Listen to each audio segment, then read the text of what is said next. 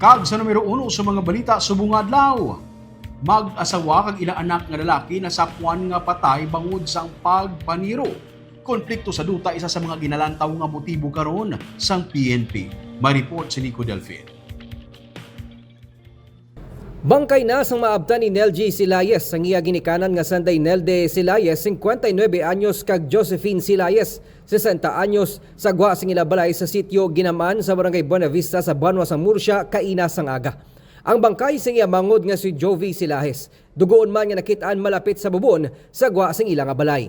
Why naman na sila guro kaluoy ti pinaniro inubos lang ni pamilya ko. Okay gabi way ko kabati lupok mo kay alas 9 na ko abot. Iluilo ko aling gabi na. Gabiyahe ko ya.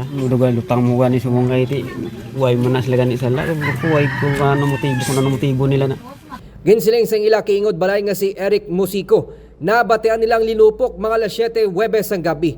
Pero nagdumdum sila nga mga palupok lamang ini. Pag sang nilupok gali Eric, way ka nagwaya. Way nagtanaw mo sa may kudalya, bigyan nagapalupok ng 5 star. Tiway ko man isakop.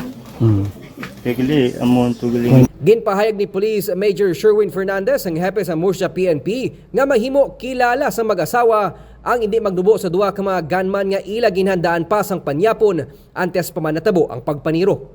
Ato man makita no, sendra sila nga balkon may ara da nga mga preparar tani nila nga siguro panyapon no, kag may ara to ilimnon nga gamay pa lang ang buhid. So close sa family ang ginatanaw natin. Possible suspect.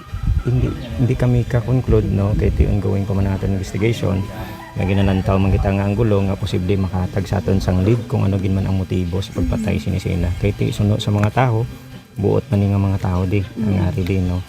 Nagapanguma kag nagasagod sa mga hinigtan nga manok ang magpamilya. Ginatanaw sa kapulisan ang anggulo nga may kangtanan sa konflikto sa duta ang isa sa mga motibo sa krimen. May ara posible nga away sa duta no kay may ginaon gid man sila nga duta dire no.